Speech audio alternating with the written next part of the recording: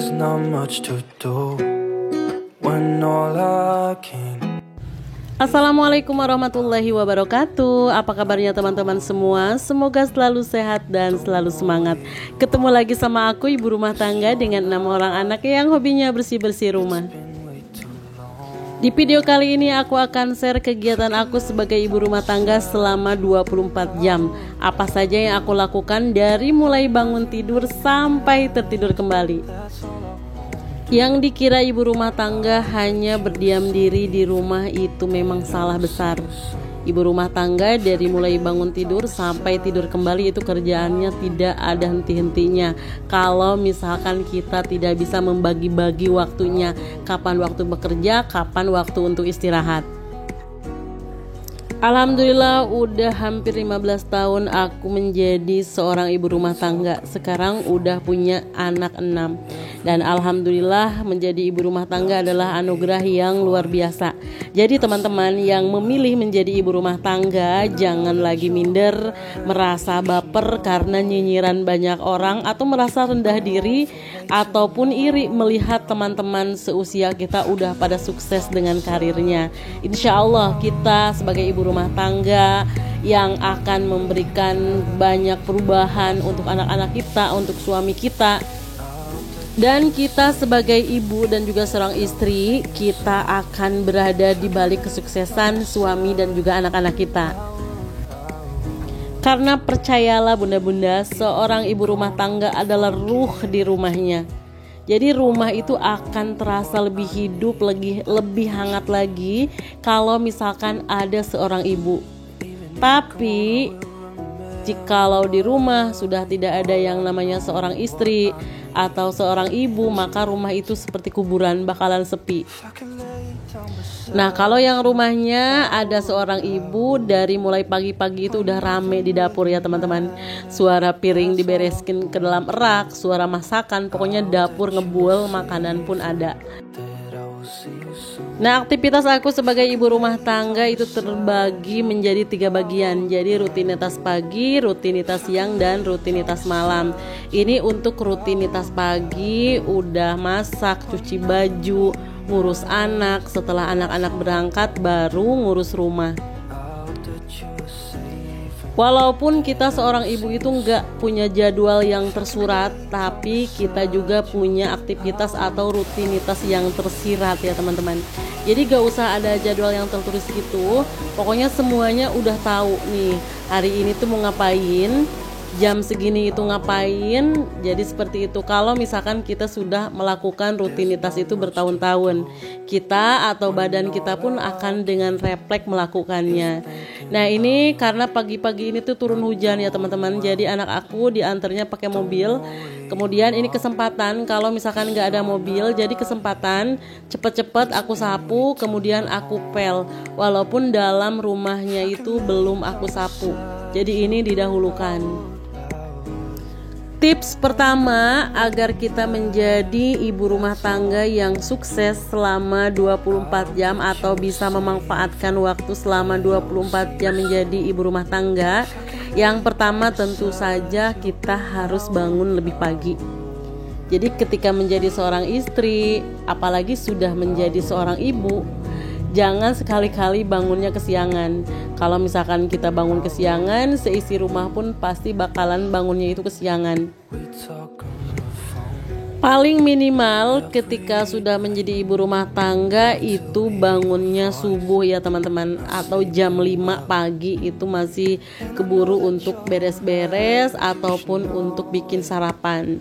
Dan lebih bagusnya lagi jam 4 misalkan. Kalau misalkan bangun kita dari jam 4, maka pekerjaan di pagi hari itu nggak kayak dikejar-kejar.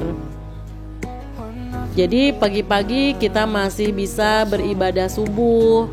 Setelah beribadah subuh, kemudian ke dapur. Di dapur itu kita masukin dulu. Nah, kalau aku sendiri, aku masukin dulu baju-baju ke dalam mesin cuci. Itu di subuh hari ya teman-teman.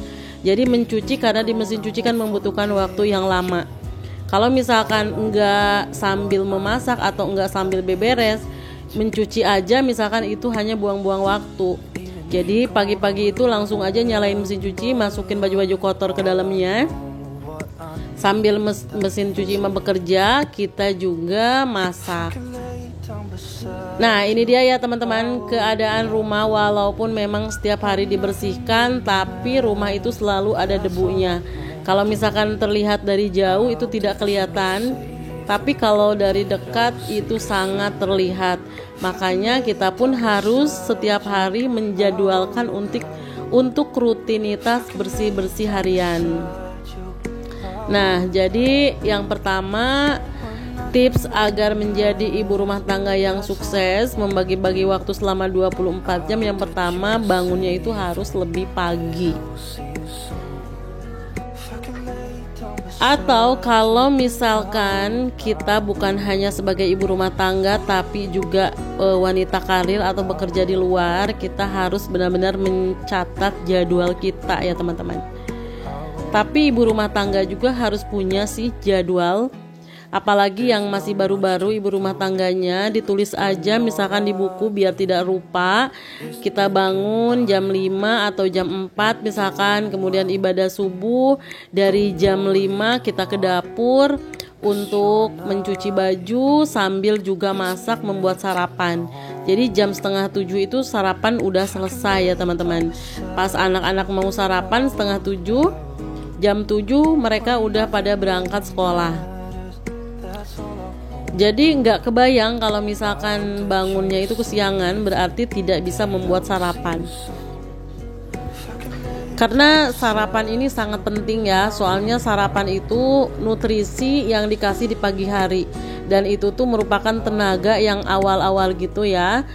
Apalagi untuk anak-anak zaman sekarang, jajanannya itu apa aja di sekolahan. Jadi usahakan pagi hari itu harus sarapan dulu, perutnya itu harus diisi. Walaupun tidak makan makanan yang berat, minimal bikin sarapan misalkan telur kayak gitu, yang ringan-ringan aja.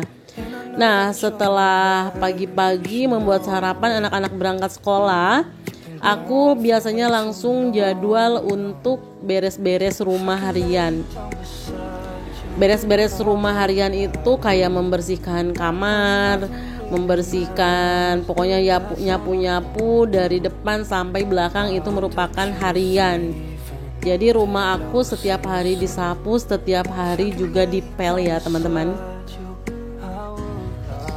Untuk teman-teman ibu rumah tangga yang masih mempunyai anak-anak kecil atau yang balita, yang bayi kayak gitu, maka kita sesuaikan jadwalnya dengan mereka. Soalnya kan aku juga ngerasain sendiri, aku punya anak 6, gimana rasanya kalau masih punya bayi. Usahakan kalau masih punya bayi kita jangan terlalu keras pada diri kita sendiri. Jangan mau sempurna gitu teman-teman. Pengen rumahnya harus rapi, makanan selalu tersedia, enak kayak gitu, jangan. Pokoknya usahain kita menyesuaikan dengan anak-anak. Kita pun butuh yang namanya istirahat yang cukup. Soalnya kan seorang ibu rumah tangga itu sangat dibutuhkan. Kita itu benar-benar dilarang untuk sakit. Siapa yang mau ngurusin kita kalau misalkan kitanya sakit? Anak-anak gimana? Suami gimana? Kalau untuk yang punya anak bayi itu memang susah banget ya teman-teman, yang namanya bangun jam 4 pagi. Soalnya mereka itu jam 4 pagi lagi nyenyak-nyenyaknya. Kita juga pasti bakalan ikut nyenyak. Ya minimal kita gak kesiangan sholat subuh. Jam 5 itu masih waktu yang lumayan ya teman-teman. Ada waktu gitu untuk sholat subuh. Jam 5 kita bangun. Kemudian nanti kalau misalkan anak kita tidur lagi siang hari itu jam 11, misalkan kita ikut tidur, supaya malam harinya walaupun kita bekerja full sebagai ibu rumah tangga, tapi kita juga ada waktu untuk istirahat. Nah, satu lagi, supaya kita bisa mempunyai jadwal yang benar-benar teratur, kita harus lebih kurangin yang namanya bermedia sosial gitu teman-teman.